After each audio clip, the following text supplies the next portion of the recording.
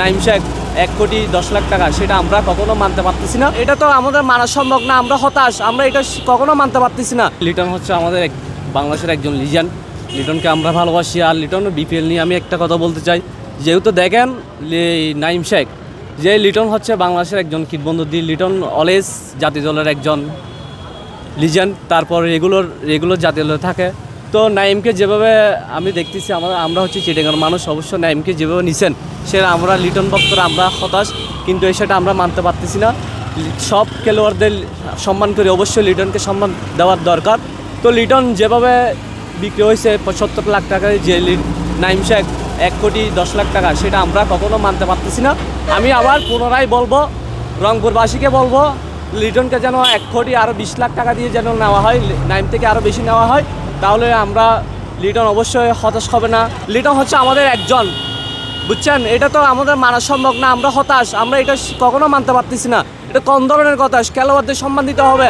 আমরা দেখতেছি পঞ্চপাণ্ডব ছিল, সাকিব ভাই ছিল, সাকিব ভাই, তামিম ভাই, রিয়াদ ভাই, মাশরাফি ভাই, তারপর মুশফিক ভাই, তাদেরকে কোনো সম্মান দেওয়া হয় না এখনও আজ পর্যন্ত। দেখতেছি আমি লিটন কুমার দাস, তাকেও এখন সম্মান দিচ্ছে না। তো সম্মান একটা খেলোয়াড়কে সম্মান দিল না, যে দেখেন বিপিএলে দেখেন এটা যেভাবে বিক্রি হয়েছে 70 লাখ টাকা দিয়ে। লিটনকে অবশ্যই তিনি তো সেরা হতে হবে, তিনি তো জানেন ভারতে বলেন বিরাট কোহলি, অবশ্যই সেরা হতে হবে তিনি।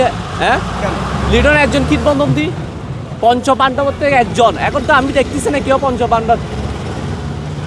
সো লিটন অবশ্যই সেরা থাকতে হবে। লিটন, আমি চাই লিটনকে 1,20,00,000 টাকা দিয়ে।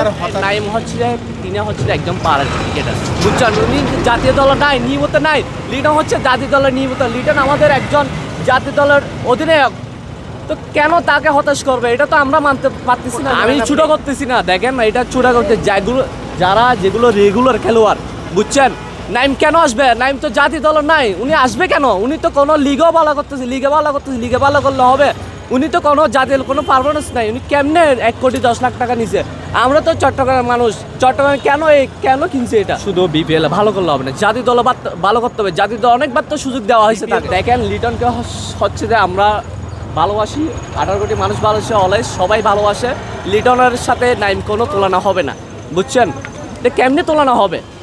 এটা তো আমরা মানতে পারতেছি না। লিটনও কমপক্ষে 1.5 কোটি টাকা দাম ছিল, থাকার কথা ছিল। এখন লিটন যে 70 লাখ টাকা নিছে। আর রংপুর, আমি চাই রংপুর কেন নিবে? লিটন তো রংপুরের দেখেন 3টা অধিনায়ক আছে, সোহান আছে, রিয়াদ ভাই আছে, তারপর লিটন দাস আছে। এখন তো সোহান রংপুর অনেক বছর ধরে খেলে আসতেছে, এখন রংপুর চাইবে সোহানকে অধিনায়ক দেওয়ার জন্য। অবশ্যই 50+50